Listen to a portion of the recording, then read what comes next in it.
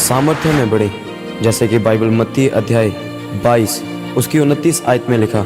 यीशु ने उन्हें उत्तर दिया, तुम पवित्र शास्त्र और परमेश्वर की सामर्थ्य को नहीं जानते, इसी कारण भूल में पड़े हो। मेरे प्रियो, कुछ लोग ऐसे हैं जो बाइबल को जानते हैं पर परमेश्वर की सामर्थ्य को नहीं जानते, और कुछ लोग ऐसे हैं जो परमेश्वर की सामर्थ्य को तो जानते हैं पर बाइबल को नहीं जानते। और परमेश्वर ने कहा है कि अगर तुमको अपने जीवन की उलझनों को दूर करना है तो तुमको बाइबल के वचन और परमेश्वर की सामर्थ्य दोनों को समझना पड़ेगा।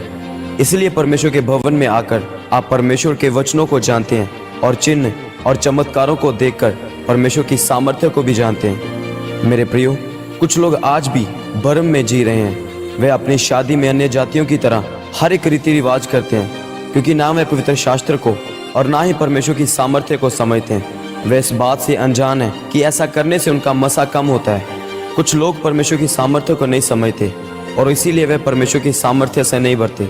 फिर बाद में वे उलझन में रहते हैं कि क्या करना है या परमेश्वर ऐसा क्यों कर रहा है। परमेश्वर आपको वह नहीं देता जिसके आप काबिल हैं, बल्कि परमेश्वर आपको वह देता है जिसके लिए आप लड़ते हैं। जब आपके जीवन में परमेश्वर की सामर्थ्य उतरती है तो आपके बंधन टूटते हैं, क्योंकि बाइबल में लिखा है कि अभिषेक के कारण तेरा हर एक जुआ तोड़ दिया जाएगा।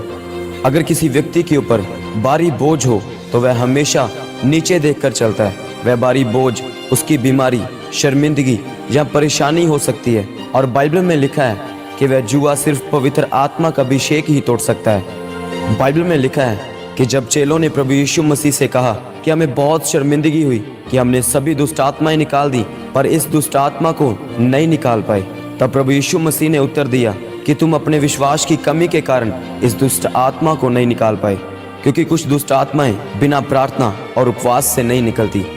याद रखें, बैंक में पैसा जमा करवाने से कोई नुकसान नहीं होता। उसी तरह अगर आपने अपने जीवन में सामर्थ्य को जमा किया होगा तो तभी आप उसका इस्तेमाल सही समय पर कर पाएंगे। कुछ बड़ा भुगतान करने के लिए आपको कुछ बड़ा जमा करना पड़ेगा, क्योंकि मसीह में की गई मेहनत कभी व्यर्थ नहीं जाती। इसलिए आज आपको सामर्थ्य में बढ़ने की ज़रूरत है, ताकि आप अपने जीवन में अगले स्तर को देख सकें और आपके जीवन में परमेश्वर की महिमा प्रकट हो सके। आमीन।